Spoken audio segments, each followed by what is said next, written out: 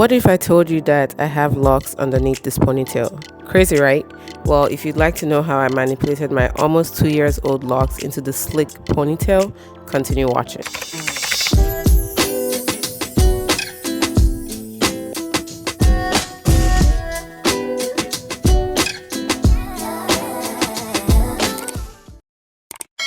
Hey you guys, welcome to another hair tutorial. For those of you guys that do not know me, you can address me as Worry Babe or Essay, whichever you prefer, and I love to try different hairstyles with my hair. Two things I knew I had to start with was wet hair and stretched locks, and so I washed my hair while they were still in cornrows to keep the stretch. And I'm pretty sure that's why it slicked back so easily. That and the gel, of course. I honestly haven't used gel on my hair since I started my lock journey, but this was a necessity, so I had to pull out my barely used gel. For this part, it made sense to work in sections, starting at the back. Feel free to be generous with the product here because that's the only way to get that very slick look.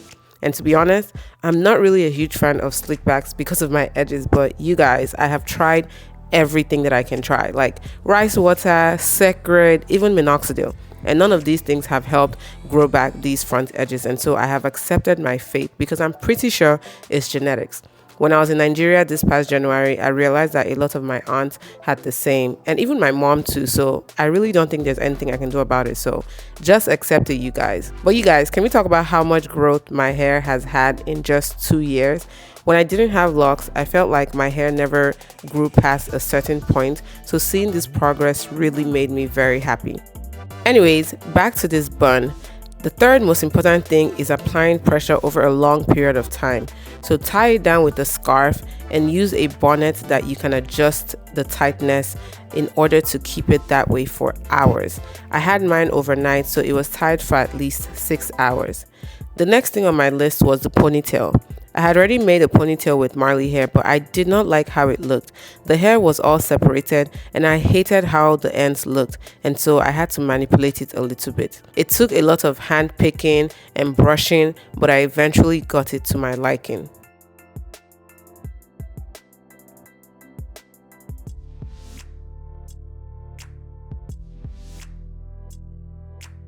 I'm so glad I did all of this the night before because it made everything go faster the next morning.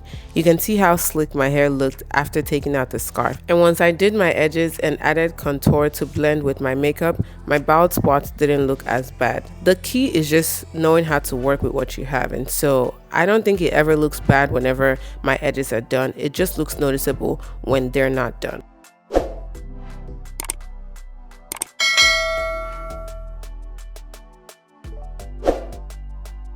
Okay, the last and final step for this hair was hiding my locks. I'm not gonna lie, you guys, that was so hard. I'm really happy about the length, but I had to get creative to hide it. I used one piece of the Marley hair to wrap around the ponytail for security, right? But then that was not nearly enough to actually hide my lock ponytail.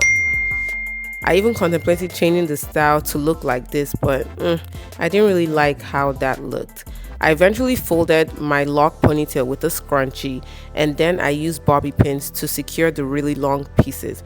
Trust me, it was a lot of bobby pins used, so don't be scared to use those if you have longer locks. It was then a matter of manipulating the ponytail itself to hide the lock pieces, and I think it turned out great. Anyways guys, that's how I manipulated my locks into this beautiful slick back ponytail, and I got lots of compliments at my event that day. Like, I was like, yes, this is exactly what I wanted, period. Well, I hope this tutorial was very easy to follow, and let me know if you guys try it out for yourselves. Please let me know if you have any questions and if you have other styles that you would like to see me try on my locks. Thank you guys for watching today. Definitely check out my other hair tutorials, and I'll see you guys in the next video. Bye!